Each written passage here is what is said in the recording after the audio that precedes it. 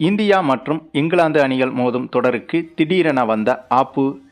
அடுத்தடுத்து 2 அதிர்ச்சி செய்திகள். அச்சத்தில் ஐசிசி. அதாவது இந்த மாதம் 22ஆம் தேதியன்று இந்தியா மற்றும் இங்கிலாந்து அணிகள் மோதும் முக்கியமான கிரிக்கெட் தொடர் நடைபெற இருக்கிறது. இந்த தொடரை முன்னிட்டு இந்த இரு அணிகளும் ஏற்கனவே வார்ம் அப் போட்டிகளில் விளையாடியும் வருகிறது. இந்த நிலையில்தான் தற்போது 2 மிகப்பெரிய அதிர்ச்சி சம்பவங்கள் நிகழ்ந்திருக்கிறது. இதனால் இந்த தொடர் எதிர்பார்த்தது போலவே நடைபெறுமா என்ற சிக்கல்களும் எழுந்துள்ளது. ஆமாங்க, இந்த தொடரை முன்னிட்டு இந்திய அணி வீரர்களுக்கு முக்கியமான விதிமுறைகளை, அதாவது கட்டுப்பாடுகளை விதித்துள்ளது பிசிசிஐ. இந்த புதிய விதிமுறைகளை பின்பற்றாத வீரர்களுக்கு இந்திய அணியில் இடம் அளிக்கப்படாது எனவும், பல்வேறு வகைகளிலும் இவர்கள் கிரிக்கெட் விளையாட்டிலிருந்து முடக்கப்படுவார்கள் எனவும் பிசிசிஐ தரப்பிலிருந்து அதிரடியாக கூறப்பட்டுள்ளது. இந்திய அணி வீரர்கள் பின்பற்ற வேண்டிய அந்த புதிய விதிகளை இங்கே பார்க்கலாம்.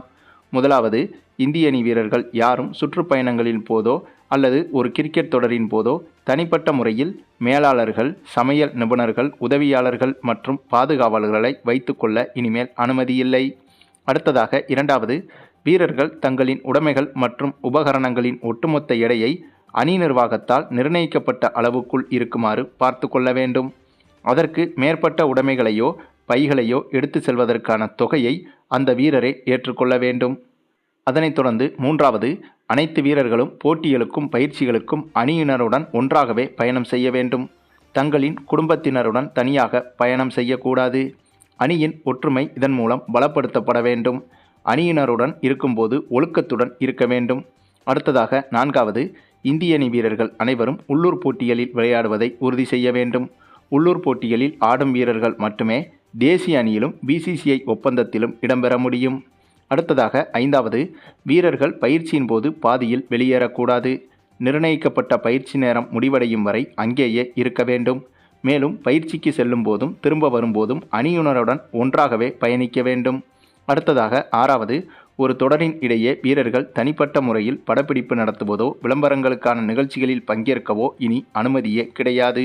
அடுத்ததாக ஏழாவது, வெளிநாட்டு சுற்றுப்பயணங்கள் 45 நாட்களுக்கு மேல் இருக்கும் பட்சத்தில் இந்திய வீரர்கள் அவர்களின் மனைவி மற்றும் குழந்தைகளை 2 வார காலத்திற்கு பார்க்க அனுமதி அளிக்கப்படும். அடுத்ததாக எட்டாவது, தொடர் தோல்வியடைந்தால் இந்திய அணி வீரர்களுக்கு ஊதியம் குறைப்பு உறுதி என்று பிசிசிஐ அதிரடியாக தெரிவித்துவிட்டது. அடுத்ததாக ஒன்பதாவது, பிசிசிஐயின் அதிகாரப்பூர்வ படப்பிடிப்புகள், விளம்பர நிகழ்ச்சிகள் மற்றும் முக்கிய நிகழ்ச்சிகளில் அனைத்து வீரர்களும் தவறாமல் பங்கேற்க வேண்டும்.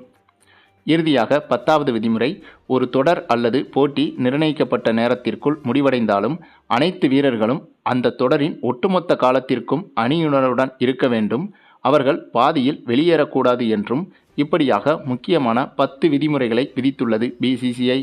அதே சமயம் சமீபத்தில் நடைபெற்ற இந்தியா இங்கிலாந்து அணிகளுக்கான வார்ம் அப் பயிற்சி ஒன்றில், அதாவது வார்ம் அப் மேட்ச் ஒன்றில் சூரியகுமார் யாதவ் அடித்த பந்து நடுவரின் தலையை பதம் பார்த்து அந்த நடுவர் தற்போது உயிருக்கே போராடி வருவதாக தகவல்கள் வெளியாகி வருகிறது.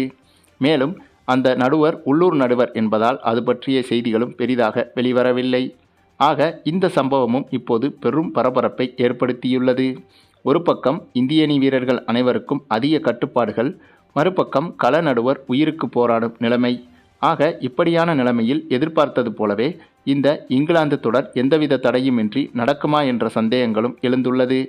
இது குறித்து உங்களுடைய கருத்துக்களையும் கமெண்டில் தெரிவிங்க. மேலும் இந்த வீடியோ பிடிச்சிருந்தா லைக் பண்ணுங்கள், மற்ற அனைவருக்கும் ஷேர் பண்ணுங்கள், மறக்காமல் நம்ம சேனலை சப்ஸ்கிரைப் பண்ணுங்கள்.